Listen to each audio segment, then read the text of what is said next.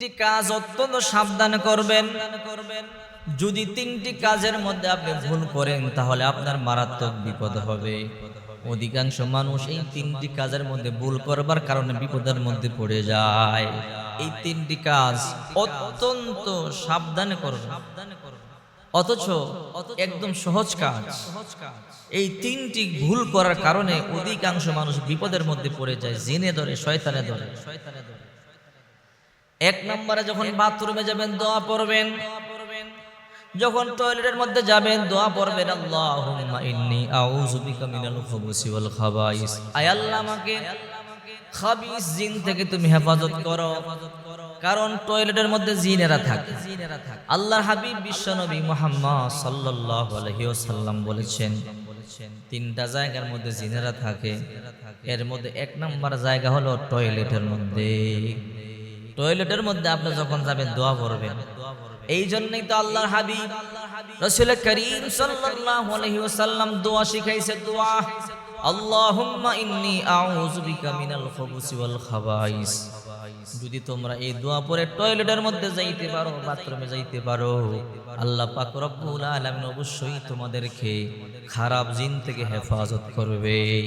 খারাপ জিন থেকে হেফাজত করবে, কারণ জিনেরা অত্যন্ত মারাত্মক খারাপ। আমরা এদেরকে দেখি না, এরা আমাদেরকে দেখে।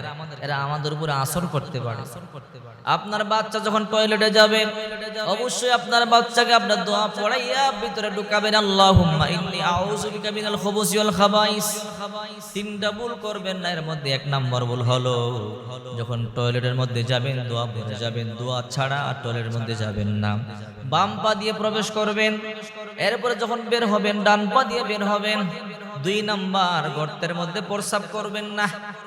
অনেকে দেখবেন গর্ত দেখলেই প্রস্রাব করে দেয়। আরে ভাই, গর্তের মধ্যে প্রস্রাব করবেন না। গর্তের মধ্যে কীট পতঙ্গ থাকে। কীট পতঙ্গ যদি এদের উপরে প্রস্রাবের পানি পড়ে যায়, এরা আপনাকে বদদোয়া দিবে। শুধু তাই নয়, এই গর্তের মধ্যে জিনেরা বসবাস করে। বিভিন্ন জীব জন্তুর সূরত ধরে এই গর্তের মধ্যে জিনেরা বসবাস করে। এই জন্য বিশ্বনবী মুহাম্মদ সাল্লাল্লাহু আলাইহি ওয়াসাল্লাম বলেন, সাবধান, তোমরা গর্তের মধ্যে প্রস্রাব করবা না।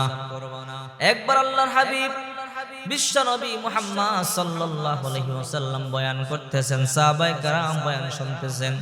হঠাৎ করে একটা সাপ এসে দাঁড়িয়ে রইল ফানা তুলে দরজার মধ্যে।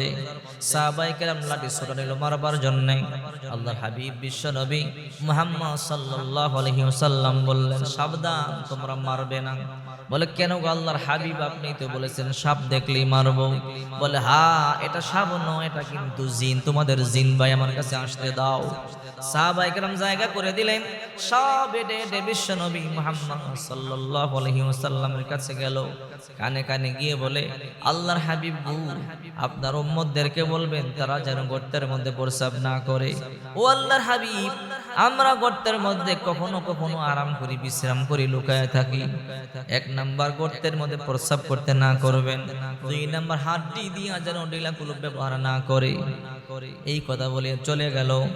চলে যাওয়ার পরে সাহাবায়ে কেরাম বলে, আল্লাহর হাবিব আপনার কানে কানে কি বলে গেল? রে সাহাবীরা, তোমাদের জিন ভাই আমাকে বলে গেছে তোমরা গর্তের মধ্যে প্রস্রাব করবা না। তারা গর্তের মধ্যে কখনো কখনো বসবাস করে। গর্তের মধ্যে জীবজন্তুর সূরত ধরিয়ে গর্তের মধ্যে থাকে। যদি তোমরা প্রস্রাব করে দাও, খারাপ জিন থাকতে পারে। খারাপ হলে রাগ হয়ে তোমাদের উপরে আক্রমণ করবে। এই জন্য বলে গেছে, ও আল্লাহর হাবিব, আপনার উম্মতদেরকে বলবেন তারা যেন গর্তের মধ্যে প্রস্রাব না করে। এরপরে বলেছে, ডিলা কুলুপ ব্যবহার যখন করবে, হাড্ডি দিয়ে তোমরা ডিলা কুলুপ ব্যবহার করবে না। কেন গো আল্লাহর হাবিব? বলে, হাড্ডি যখন গোশত খেয়ে তোমরা হাড্ডি ফেলে দাও, এই হাড্ডি তোমাদের জিন ভাইদের খাদ্য। জিনেরা তখন আর হাতের মধ্যে নেয়। হাতের মধ্যে যখন নেয়, হাতের মধ্যে নিতে দেরি হয়, আল্লাহ তাআলা তার মধ্যে গোশত পেঁচিয়ে দিতে দেরি করে না, গোশত হয়ে যায়। আল্লাহর কুদরত চিন্তা করেন। এই জন্য আল্লাহ তাআলা বলেন, ইন্নাল্লাহা আলা কুল্লি শাইইন কাদির। আল্লাহ তাআলা হইছে সর্বশক্তিমান। আল্লাহ কত দয়ালু। তবে দেখেন, এই জিনদেরকে আমরা দেখি না ঠিকই, কিন্তু এই জিনদেরকে আমরা বন্দি করতে পারবো। এই জিনদেরকে বন্দি করবার মতো ক্ষমতা আল্লাহ আমাদেরকে দিয়েছে। আমরা চাইলে জিন জাতিকে বন্দিও করতে পারি। চিন্তা করছেন, সেই ক্ষমতা আল্লাহ আমাদেরকে দিয়েছে। দেখেন না, অনেকে জিনে আসর করে, কবিরাজ জিনকে বন্দি করে। জিনকে বন্দি করা যায়, জিনকে বসে আনা যায়, আমল করলে জিনকে খাদেম গোলাম বানানো যায়। এই জন্য একটু সাবধানে চলবেন, তিনটি জায়গার মধ্যে সাবধানে যাবেন। এই তিনটি ভুল করবেন। এক নাম্বার, যখন বাথরুমে যাবেন বাম পা দিয়ে ঢুকবেন, দোয়া পড়বেন আল্লাহুম্মা ইন্নী আউযু বিকা মিনাল খুবুসি ওয়াল খাবাইস। আবার যখন বের হবেন ডান পা দিয়ে বের হবেন, দোয়া পড়বেন গুফরানাকা আলহামদুলিল্লাহিল্লাযী আযহাবা আন্নিল আযা ওয়া আফানি। অনেকে তো দোয়া পারে না, এই দোয়া শিখবেন। আল্লাহ আমাকে শান্তি দান করেছেন, সেই জন্য আল্লাহর শুকরিয়া আদায় করবেন। আল্লাহ যে আপনার ভিতর থেকে নোংরা বস্তু বের করে শান্তি দিয়েছে, এই জন্য আল্লাহর শুকরিয়া আদায় করবেন। তাহলে আল্লাহ তাআলা বড় বড় রোগ থেকে আপনাকে হেফাজত করবেন।